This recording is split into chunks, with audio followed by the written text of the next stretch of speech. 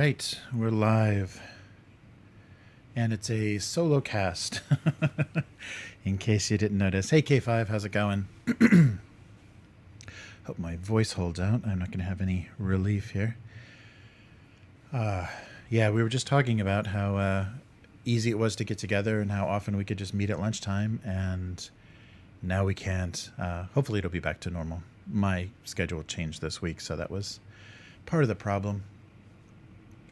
But let's give this a shot. And I'm going to do the moment of silence. We'll do the moment of silence for our easy meeting time. But this is to do noise reduction on the podcast version of it, because we've got a little bit noisy AC. And so I can take that out very easily if I have like a sound sample. So that's what this like weird moment of stillness and nothing and checking our phones is all about.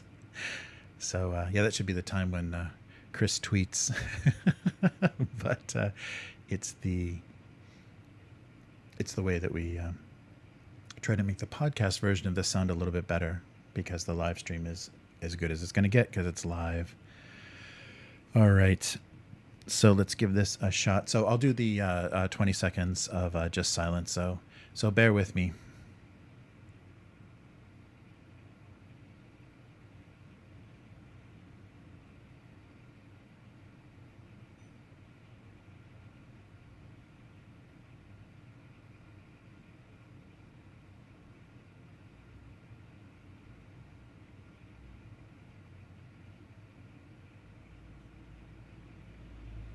There we go. Hey, Crispin, how's it going? Yeah, so that was the silence for our sound filtering. So sorry about the pause there. So good. Oh, let me see. Oh yeah. Thanks for catching. Yeah, this is an unusual time. So this is on a Wednesday because I've got stuff going on this week. And we'll be back to our normal time next week, and hopefully with Chris. So let's do this and see how it goes. Very cool. So glad to see you. And let's solo this up. Great. All right. One more. All right. Yeah, thanks for joining, Crispin. Let's get this one done. Wow. Welcome to the weekly. I'm Jeremy, and just me. So a little bit of scheduling difficulty, and ironically, we were just talking about this on our 100th episode. I think we did 100 episodes and only one solo cast, and this is 101, and it's the first solo. So a little work scheduling problem because we're on a different day. So we're a little bit earlier. So apologies for that. And hopefully Chris will respond to any of my ridiculous opinions in the comments, so you can get the full feeling of everything we're doing.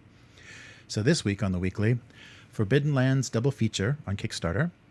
Mutant Chronicles RPG bundle of Humble Bundle by Humble Bundle Mutant Chronicles RPG, their PDFs, and the creator of Runequest passes. So let's start with Forbidden Lands. So Forbidden Lands is growing bigger and more dangerous. So they're releasing two things at the same time on this latest Kickstarter: a Book of Beasts, which is their monster manual essentially, and so it's going to look like the books, the faux leather books that they did for their original starter set there. And then they're also doing a new expansion, the Bloodmarch. So this is going to expand the lands to the west.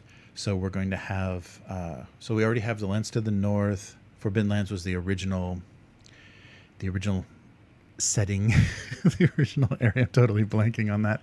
But the original setting, north and to the west, and to the east is the sea. There's a coastline. So someday we may find out where some of these original communities came from.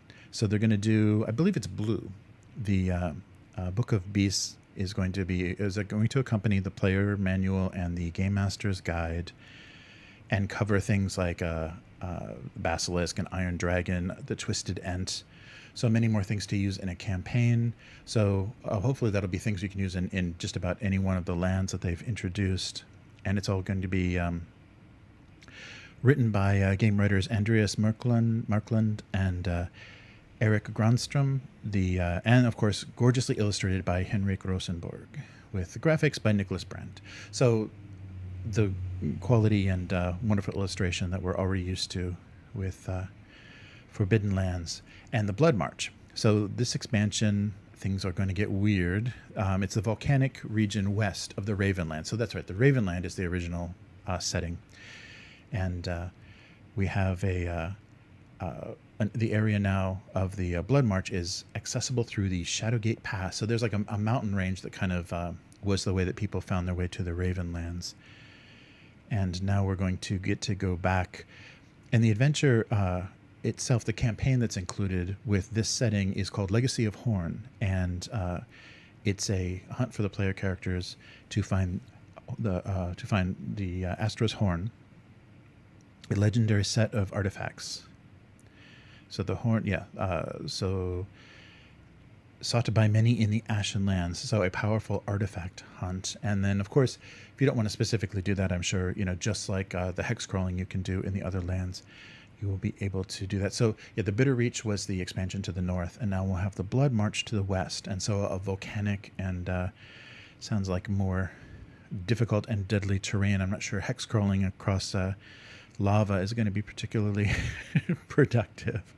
So, and of course, the Legacy of Horn was written by Eric Granstrom, the lead writer for Forbidden Lands and designer of Raven's Purge, their first campaign module. So that is going to be for the next few weeks. We'll put a link to that in the description if you want to continue your Forbidden Lands campaign and look for a new setting, or at least have some new monsters. So I'm sure they may offer things separately if you're not ready for the new expansion yet. I'm sure you can get the Book of Beasts by itself, and I believe all three of those books will fit in that box.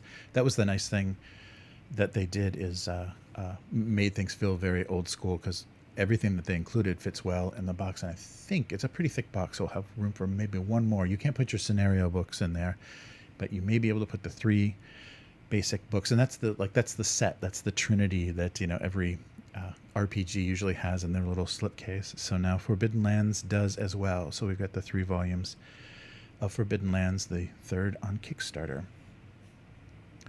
And another thing that is being offered, this time by Humble Bundle, is the Modifius Mutant Chronicles RPG. So the 2D20 RPG is now available in a Humble Bundle. And this is basically everything that they offer for that RPG that I think was kickstarted in 2016. So it's $394 of PDFs. And they did have a bundle for a while, which I believe was over $100 of the PDF bundle on their on the Modifius web store. But this is everything that they printed, plus a lot of support things, cards and character sheets and things, the index of all of the setting for $18. And to add a little bit more to that, there is even a if you go for the full 18 for the complete bundle, there are also STL files for 3D printing of the kind of most iconic characters, but basically the Doom Troopers of the setting. So I have to take a look and double check. I'm not sure if these are the miniatures that they originally offered before they did the Siege of the Citadel Kickstarter, or if these are the sculpts from Siege of the Citadel. But they are the, I think there's quite a few of them, like 12, I believe. Let me double check. But it's a really nice selection. 18, wow, 18 pre-supported STL files. Their Heroes collection. So it may be the sculpts that they had previously on the store, because they did have, I believe, some miniatures. And I'm not sure if those are Protos era, or they're something that they did themselves, or they're things that like early sculpts from the Siege of the Citadel. But that's pretty amazing. And, of course, with the STL files, you can scale them to, whatever size you want. So we can push that resolution and see how big you can get your your Doom Troopers. But yeah, I thought that was pretty exciting. So this will also include the Savage World rules. If you were not a fan of the 2D20 system, they did a Savage Worlds conversion. And this is everything. So even if you're just interested in the setting, this is all the source books and campaign books, of course, but all the source books for Mutant Chronicles, the most recent edition. So that's everything in third edition if you are interested in that. So it's a great opportunity to get everything. So it was only up for 20 days. So I think we've got about 2 weeks left. So if you just want the basic experience, that's 99 cents for everything in the starter. So the Dark Symmetry campaign, the player's guide, and of course the core book with a quick starter, the character sheets, and then all of the pledges also give you, or all of the levels also give you a 50% discount at the store for the physical copy of the core book. And then for $10, you get 14 books, which include all of the Mega Corporation's source books. So if you want to read background for the third edition setting, and then the full 30 items is $18, and that gives you everything that they're printing digitally, including the art book, the Venusian Apocalypse, and the STL files. So yeah, it's a pretty good deal, and we've covered a lot of Mutant Chronicles. So if you're interested in getting your hands, I think the digitally the core rulebook has been on sale as a PDF for $5 for a while on DriveThruRPG. We've had a link to that for a while, but this is $1 to get that book plus all of the beginning starter campaigns and everything, and then $18 to own everything that used to be even discounted. It was still over $100. So check that out. Put a link to that as well. So a lot of promoting bundles and Kickstarters this week, but both of those really stood out as things we covered on the channel and things people may be interested in if you tune in weekly. And unfortunately, the thing we're going to end on is sad news. Is a notice that went up on the Chaosium website that let us know on August 13th that Steve Perrin, the creator of Runequest, has passed. So Vale and Farewell was the entry on their website from the Chaosium president. And they've been doing a lot of really great stuff, kind of talking on their blog, on that website, about the history of Runequest. And so we'll go through a little bit, just as a tribute to Steve Perrin. We'll go through a little bit of that. And the funny thing is, I never thought that I played in Glorantha. So Glorantha is the setting of Runequest, but it wasn't designed by Steve Perrin. Steve Perrin created the RPG. So it was actually a friend that he was D&D gaming with, that had been doing basically board games, like strategy games, with his own setting that were doing moderately well, and decided that I was interested in having an RPG setting and didn't want it to be D&D. So talked to people in the group, and eventually it came down to Steve to create a new setting, a new RPG system for the setting. So the Glorantha setting is where Runequest was set. And I didn't realize that I had actually played in this world before, because I played the PC game, the King of Dragon Pass is also the same setting. So there's a lot of things based there. HeroQuest, I believe, is also set there. So there's a lot of things that were based there, and I had no idea that I'd actually played before. It's something that may come up in our OSR group as well. We may end up playing some Runequest, so that'll be a great chance to do that, and a nice tribute. And it's really sad that Steve Perrin has passed, because just recently his wife, Louise, who you'll be familiar with her art because she did the illustration on the cover of the first Runequest book, she had just recently gone into hospice care after having some difficulties, and so his passing following that is very sad. But yeah, so as a husband and wife team, they were great, and they left us with a great legacy of RPG goodness. So also on the site itself, they go through, I think there's about a six-part story of kind of the origin of Runequest, and talking about how things came together and where the kind of beginning of all of that came from. And so Perrin had contributed to many role-playing games like Call of Cthulhu and Stormbringer, and then designed the tabletop setting for the classic fantasy series ElfQuest, if you're familiar. So a lot of quests. And so he also wrote several Dungeons & Dragons supplements for TSR, including Under Illiforn and the first Dungeons & Dragons module set in Forbidden Realms. Forgotten Realms. Jeez. Okay, I got Free League on the mind, on the brain here. Set in the Forgotten Realms. So Perrin also wrote Dream of the Red Wizards and introduced the Red Wizards of Thay to the players in that setting. And he also worked on the Star Trek Starfleet Academy and Descent into Undermountain computer games. Wow, so yeah, quite a long career. And so he came back to consult for Chaosium when they did their recent Kickstarter. They did the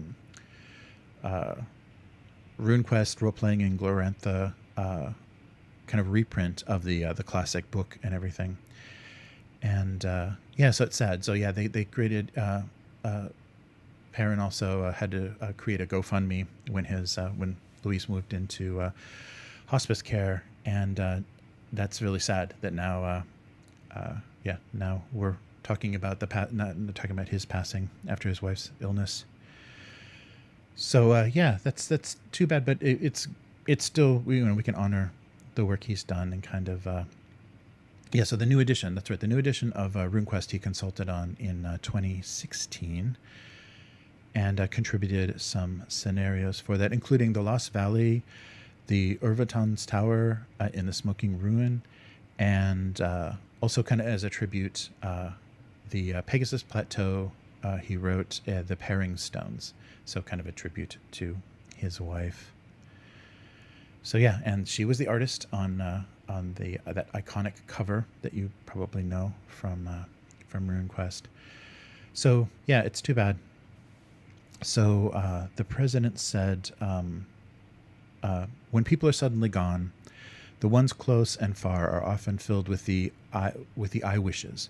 In my case, they're simple. I wish I had known him better. I wish I had worked with him more. I wish too that he understood how much gratitude I had for him and his work. So Vale and Farewell, Steve Perrin, and hopefully we'll get to play some RuneQuest soon. So he was 75. So yeah, sorry for such a downer to end the cast on such a downer, but hopefully we will be back to the full team next week. Oh, hey, Orcus. Hey, thank you. Yes. Yeah, that's too bad. Oh, that's right. There's a RuneQuest starter set coming out as well. Yeah, very good. Yeah, I think that was the inspiration for us starting to do that in the OSR group. We're doing a Call of Cthulhu campaign now, I think, based on that starter set. So I think the RuneQuest starter set is going to carry us into that. But yeah.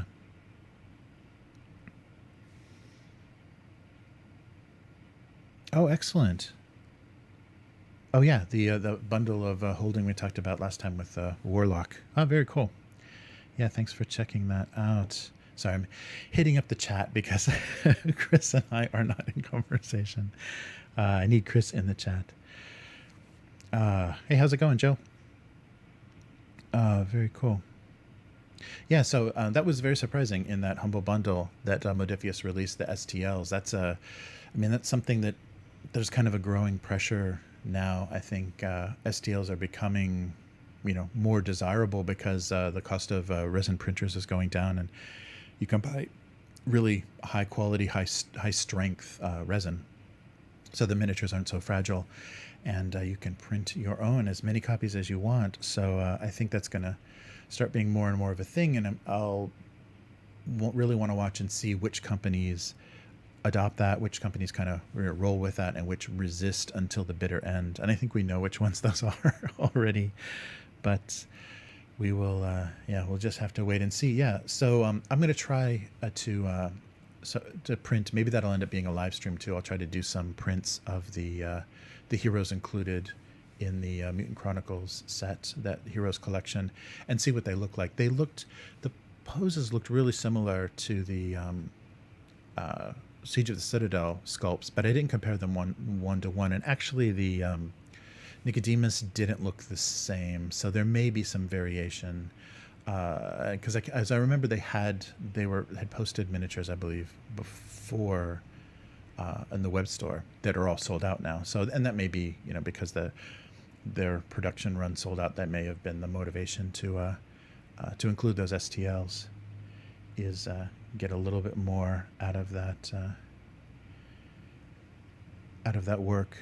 But it's a really excellent deal if you don't have any of that. Don't have any of those Mutant Chronicles books, or are just interested in reading the lore, which, yeah. So I opted, what started the whole lore series is I opted for they had a really good special a few years back on their print lovers bundle. So it was everything that was in print, which didn't include Dark Eden and a few of the books that were maybe hadn't been printed yet or were just brand new. They included all that original run from the Kickstarter was all in that bundle. And so I had that huge stack of those physical books and was reading through that. And once lockdown hit, it was on, and the complete Mutant Chronicles was born. So if you'd like to catch up on that, and you can actually catch all my mistakes or details that I left out in all of those source books. But yeah, STLs really motivated me. There's so many great artists doing sculpts and things, creating original campaigns and things in the Mutant Chronicles settings with all of the crazy, kind of diesel punk looking sci-fi types of miniatures that are out now. There's a lot of original stuff, or there's a lot of like close enough to what certain named characters in that setting would appear as, that you've got miniatures for just about everything, and terrain and everything. So it's a whole new world of doing tabletop Mutant Chronicles, because there's so much stuff out there now that would actually work in the setting. So what I'm doing is trying not to have ended on such a sad note. The tribute to Steve Perrin. I didn't want that to be the final word. So rambling about. So I'll put the links. I'll put the links in the description as soon as the live stream concludes. So those will go up soon. Oh, thank you, Crispin. Yeah, those are the Protoss sculpts. All right, I was curious. Yeah, because I didn't know, because I know Protoss, the Protoss Warzone Resurrection had concluded they lost the license. They stopped producing that, so I'm sure those the rights to those lapsed, and whatever they had, whatever stock or whatever went to Modiphius. So thank you. Yeah, I wasn't sure. I had looked there were a couple of sculpts that the pose was very similar, but I guess that's kind of the iconic pose of many of those heroes. So you're going to get some similarity. Very cool. Yeah. So we will see. And we still haven't heard the Eternal, I believe, the Warzone Eternal. Still haven't had any updates on that. I have to check with Alfie Warzone on his channel and see if he's posted anything. But I'm hoping that happens sometime soon. But it's got to be an uphill battle, though, because if they're going to, hopefully, if they produce stuff domestically, maybe it'll be a little bit easier. But if they're going to do Chinese casting of their sprues, then good luck. Good luck finding space in a container to get those to you. Nice. Oh, that's cool. Yeah, I will post everything that I mentioned in the notes, and then as the podcast notes and the live stream as well. Very cool. Oh, there's a Facebook group for Warzone Eternal. I have not. No, I'm just in the regular old Siege of the Citadel and Mutant Chronicles one. Yeah, I'll have to check it out. Yeah, I should be updating that a lot more because I'm excited about that, but I haven't been hearing things, and I suppose the Facebook group would do it. Yeah, so I will get on that, and hopefully I can do an update next week about what I didn't know. Yeah, so I really hope I hope Warzone Eternal is a thing. And they already said that they're going to start out very similar to the original Warzone. They're going to start out small. They're not going to go crazy with every faction, every corporation and every unit. They're going to start out very skirmish level and release things, as they start to, kind of sell and popularity of the game picks up. So we will see. Oh, Blood Beret minis are out. Yeah, I think the rules. The guy that has the channel that was doing the rules, that was working on rules for it, previewed. I think they're maybe just like, I'm not sure if they're actual a manufactured sprue or they're just like 3D printed sprues, but he was showing, I think, that early Blood Berets. So it looked pretty good stuff on. Yeah, I hope that goes well. That they'll build slowly and get some good support. If it's good rule system and a nice update to everything. And I don't know if I have to take a look at the Protoss rules. I read the the Warzone Resurrection. I read the lore that they had done, kind of their updates and their spin on the lore, but I didn't read the rules. So I wonder if people want a continuation of that system, if they're happy with what Protoss did for their rules, or if they want something that kind of goes back to the old set, the traditional kind of classic Warzone game. We'll see what happens. Yeah, definitely. I want to see that happen again, and I'd love to see, especially on sprues, I'd love to see some Mutant Chronicles Warzone happening. Wow.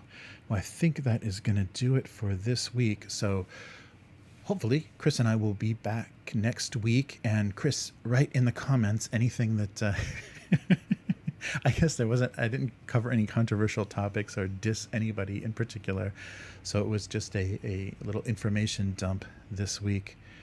But we will be back. And so check out Chris on itch.io. So Hivemind, and we'll put a link to all his good stuff, and that usually that appears on all the notes. So Hivemind with Wise, and for both Twitter and then itch.io. And I do the weekly live stream of the drawing of my cartoon, which I just did yesterday. So that's Monday evening, kind of Tuesday afternoon Japan time, but Monday evening North American time, for Abuse Cartoons. So Abuse Cartoons, both on YouTube and Twitch, and then abusecartoons.com is the website, and the archive of that cartoon is on GoComics. So gocomics.com/domestic abuse. And this whole thing is Upturned Table, and upturnedtable.com is where you can find everything that we're doing. This live stream happens usually every Friday, Japan time, so like Thursday night, North American time. So we take lunchtime on Friday and do our little discussion of everything.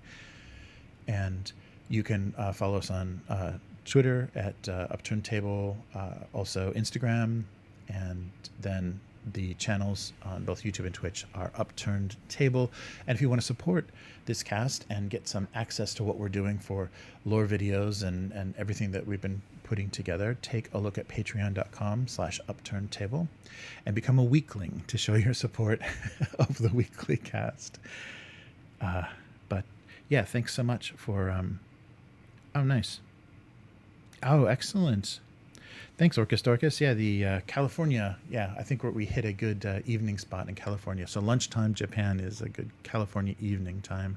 So hopefully, yeah, this works well and we get back on track. So we're already down one. So I think this is our one solo show for the next 100 episodes, I think. I don't know.